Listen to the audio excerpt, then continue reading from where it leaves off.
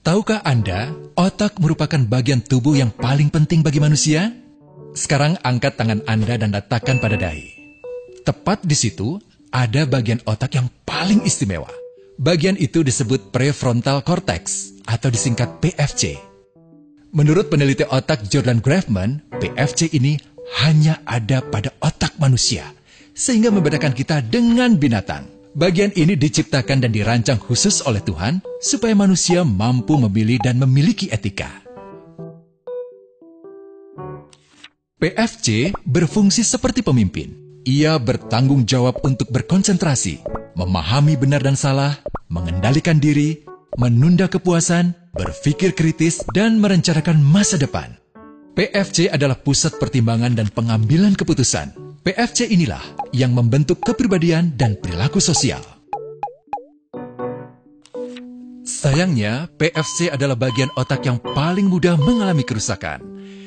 Jika PFC rusak, maka kepribadian orang bisa berubah. Rusaknya PFC bisa disebabkan oleh benturan fisik, bisa juga oleh zat kimia, seperti narkotika, psikotropika, dan zat adiktif atau nafsa. Dan ternyata penyebab paling merusak juga pornografi, yang disebut narkolema, narkotika lewat mata. Bagaimana pornografi mempengaruhi otak dan pikiran kita? Adi, remaja 12 tahun, melihat gambar di TV yang menjurus ke porno. Awalnya, ia merasa kaget dan jijik. Ini karena sistem limbik di otak Adi menjadi aktif. Sistem limbik mengatur emosi juga keinginan makan, minum, dan berhubungan seksual. Sistem limbik ini kemudian mengaktifkan zat kimia otak bernama dopamin.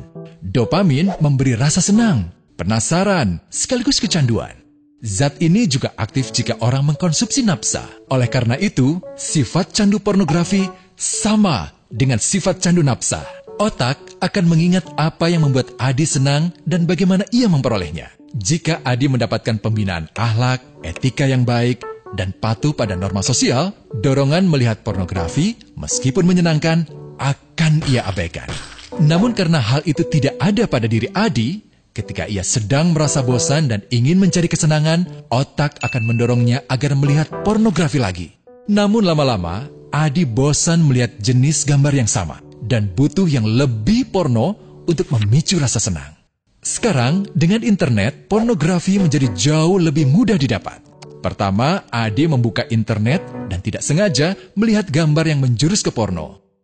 Berikutnya, ia sengaja membuka lagi untuk melihat yang lebih porno. Awalnya melihat yang sedikit terbuka, lama-lama semuanya terbuka. Awalnya melihat 1 menit, lama-lama 1 jam.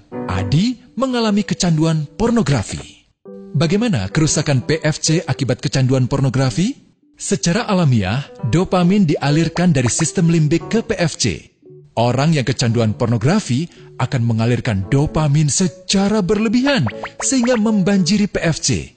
PFC menjadi tidak aktif karena terendam dopamin. Semakin sering PFC tidak aktif, ia akan semakin mengerut dan fungsinya terganggu.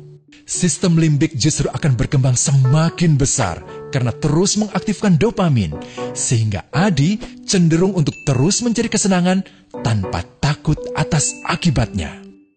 Jika tidak ditangani segera, Adi berpeluang besar menjadi pelanggan pornografi seumur hidup dan mengalami kerusakan otak di bagian PFC. Awalnya, ia akan kehilangan konsentrasi, penurunan kemampuan menimbang benar dan salah, serta berkurangnya kemampuan mengambil keputusan. Lama-lama, besar kemungkinan ia akan melakukan masturbasi, oral seks, hubungan seksual suka sama suka, dan mudah berganti-ganti pasangan seksual.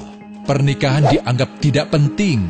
Pasangan dianggap hanya sebagai objek seksual semata, cenderung merendahkan derajat dan kehormatan lawan jenis. Selera hubungan seksualnya pun tidak sehat dan seenaknya, kasar sampai tega memperkosa. Manusia jadi tidak ada bedanya dengan binatang. Inilah dampak yang terjadi akibat kerusakan PFC. Ahli bedah otak Donald Hilton Jr. mengatakan, jika difoto menggunakan alat magnetic resonance imaging, otak yang rusak akibat pornografi memperlihatkan hasil yang sama dengan otak yang rusak karena kecelakaan.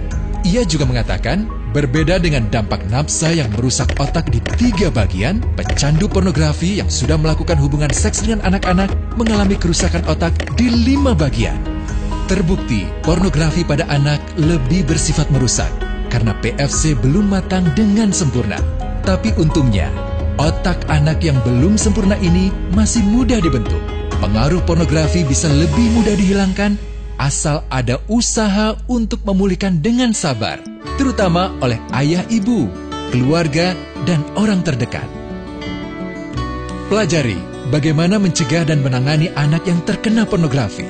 Mari lindungi generasi kita dari bencana pornografi dan kejahatan seksual.